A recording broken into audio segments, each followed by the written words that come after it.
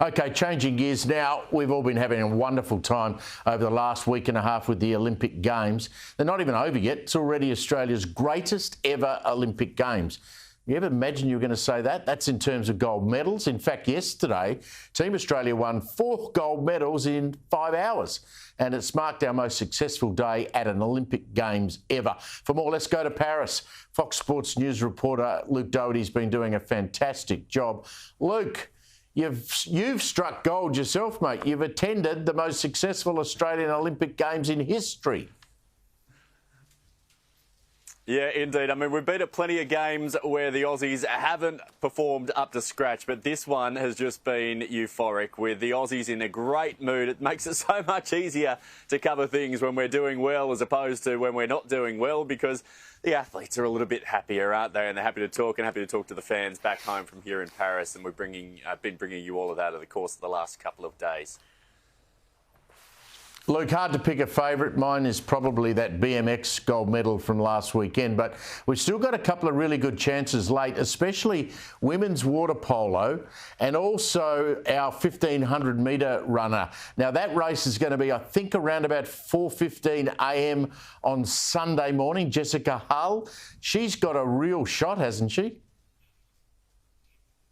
Yeah, she does indeed. I mean, this one's really interesting from Jess. So she's gone from a finalist who could mix it with the world's best around the mid-pack, you know, very respectable when you think about making an Olympic final as an Australian track and field athlete. And we're talking the top 1% or even, you know, a smaller fraction than that. But just in the last 2 months, Jess has really struck belief. She started to put herself right at the front and went in with the mentality of these races that I'm just going to stick with the world's best for as long as I can. And if I blow up in this race, so be it. I don't care.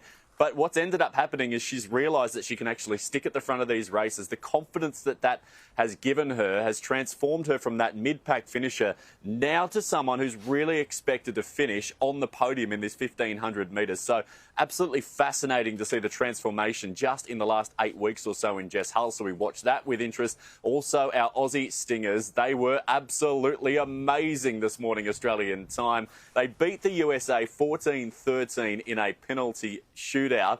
Now, they've got some history, this team, as well, because in the first ever women's water polo final at Sydney in 2000, the Aussie Stingers actually scored a goal in the last minute to knock the USA out of the gold medal position, and that's become one of the most iconic sporting moments in Australian history. And this team has really taken inspiration from that, Steve. They went in with a real why not us attitude, because since 2000, there's only been 2 bronze medals since, in 2008 and 2012 for the women's program. They've won that one 14-13. It was their 3rd penalty shootout win from 7 games this campaign. So mentally, they are well and truly prepared for the final against Spain tomorrow night, Australian time.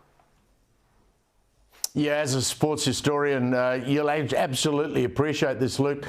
Back in 2000, I was working at 2GB. They had the rights to the games. We sent along some very inexperienced reporter to cover it. He ended up calling it on his mobile phone as the Australian women knocked off the Americans. One of the great calls of ever, and he knew absolutely nothing about water polo, as I don't either. Let's talk Noah Lyles. This guy was expected to win the gold, as he did in the 100. He's an amazing showman. He's gone out on the track, and we now find out, Luke, that he actually came down with COVID and managed still to win a bronze medal.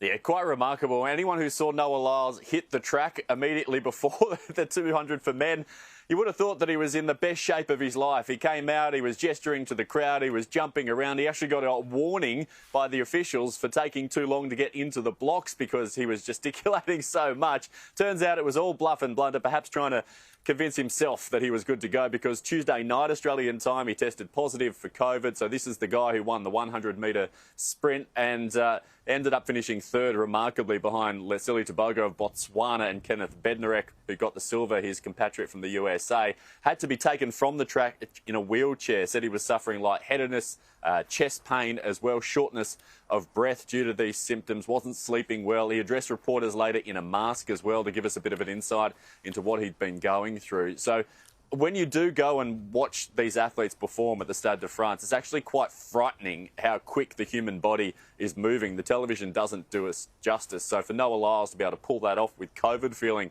pretty rough is just a remarkable feat. Yeah, watching it up close is just extraordinary. Just finally, and the Fox News crew have done a fantastic job covering this, by the way. Wraps up this weekend, closing ceremony. I think that's at about 5 o'clock on Monday morning. Some rumours around that Tom Cruise, the actor, might be involved because, of course, the next game's going to be in LA, in Tinseltown. That would just set it off. I mean, we had an amazing opening ceremony, some criticism of that, but it was pretty impressive. The closing ceremony, like we did in Sydney, I'm sure is going to be one worth watching.